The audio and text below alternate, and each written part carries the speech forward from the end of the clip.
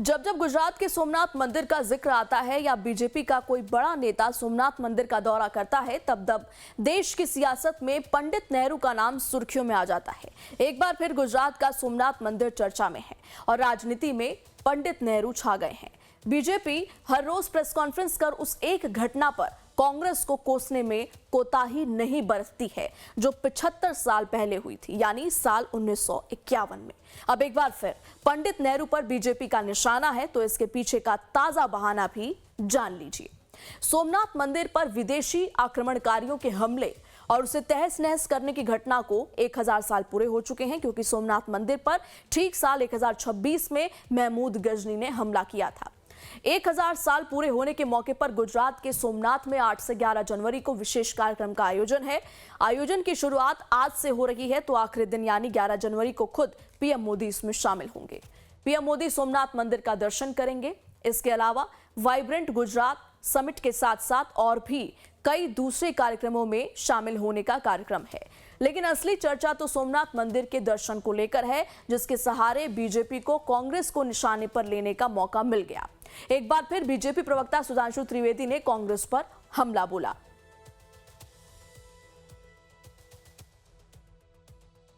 कि अप्रैल 1951 में जवाहरलाल नेहरू जी पाकिस्तान के तत्कालीन प्रधानमंत्री को पत्र लिखते हैं। उनके लिए लिखते हैं माई डियर नवाबजादे, यानी वो डियर भी हैं और नवाबजादे भी हैं। सम्मान से अभिभूत होकर वो ये कह रहे हैं कि मैं ये बात स्पष्ट करना चाहता हूं कि जो सोमनाथ का मंदिर में हो रहा है वो बिल्कुल गलत है, उसको लेकर कोई दुष्प्रचार नहीं करना चाहिए। कि जब महाराजा रणजीत सिंह ने काबुल जीता था तो उन्होंने सबसे पहले सोमनाथ के उन दरवाजों को मांगा था कि वो कहां हैं। ये पूरी तरह फॉल्स है। There is not an atom of truth in it. लेकिन इस हमले की शुरुआत खुद पीएम मोदी ने ही की थी, जब उन्होंने 2 दिन पहले एक्स पर एक लंबा चौड़ा पोस्ट करके सोमनाथ पर हमले के 1000 साल पूरे होने का जिक्र किया। इसमें उन्होंने एक ब्लॉग भी लिखा, जिसका लबोलुआब भी आपको बताएंगे। लेकिन पहले देखिए कि सोमनाथ का जिक्र आते ही देश के पहले प्रधानमंत्री नेहरू क्यों बीजेपी के निशाने पर आ जाते हैं। इसका बैकग्राउंड समझिए। क्योंकि जब आजादी के बाद सोमनाथ मंदिर को 1951 में फिर से बनाया जा रहा था, तो पंडित नेहरू ने उससे दूरी बना ली थी। इस सियासी हमले की कहानी में देश के पहले गृहमंत्री सरदार पटेल और पहले राष्ट्रपति डॉक्टर राजेंद्र प्रसाद भी किरदार हैं। और इसलिए प्रधानमंत्री मोदी के अपने ब्लॉग पोस्ट में सोमनाथ मंदिर के स्वाभिमान और गौरव का जिक्र करते हुए देश के पहले प्रधानमंत्री नेहरू, तत्कालीन गृहमंत्री वल्लभ भाई पटेल और तत्कालीन राष्ट्रपति डॉक्टर राजेंद्र प्रसाद की भी चर्चा की। अब पीएम ने अपने ब्लॉग में क्या लिखा, उस पर गौर कीजिए।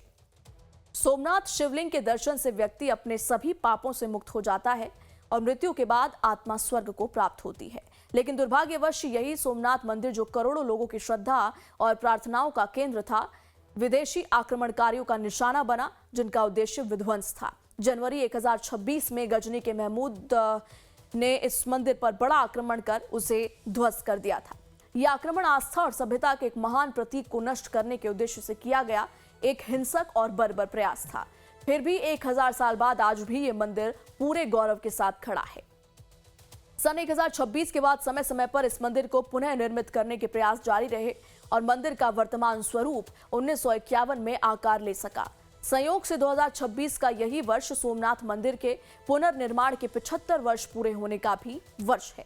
11 मई 1951 को इस मंदिर का पुनर्निर्माण संपन्न हुआ था। प्रधानमंत्री ने लिखा है कि आजादी के बाद सोमनाथ मंदिर के पुनर्निर्माण का पवित्र दायित्व सरदार वल्लभ भाई पटेल के सक्षम हाथों में आया। 1947 में दिवाली के समय उनकी सोमनाथ यात्रा हुई। उस यात्रा के अनुभव ने उन्हें भीतर तक झकझोर दिया। उसी समय उन्होंने घोषणा की कि यहीं सोमनाथ मंदिर का पुनर्निर्माण होगा। अंततः 11 मई 1951 को सोमनाथ में भव्य मंदिर के द्वार श्रद्धालुओं के लिए खोल दिए गए। लेकिन इसके बाद पीएम मोदी ने पंडित नेहरू को निशाने पर लिया। उन्होंने लिखा कि उस अवसर पर तत्कालीन राष्ट्रपति डॉक्टर राजेंद्र प्रसाद उपस्थित थे। महान सरदार साहब इस ऐतिहासिक दिन को देखने के लिए जीवित नहीं थे, लेकिन उनका सपना राष्ट्र के सामने साकार होकर भव्य रूप में उपस्थित था। तत्कालीन प्रधानमंत्री पंडित जवाहरलाल नेहरू इस घटना से अधिक उत्साहित नहीं थे। वो नहीं चाहते थे कि माननीय राष्ट्रपति और मंत्री समारोह का हिस्सा बने। उन्होंने कहा कि इस घटना से भारत की छवि खराब होगी, लेकिन राजेंद्र बाबू अडिग रहे और फिर जो हुआ उसने एक नया इतिहास रच दिया।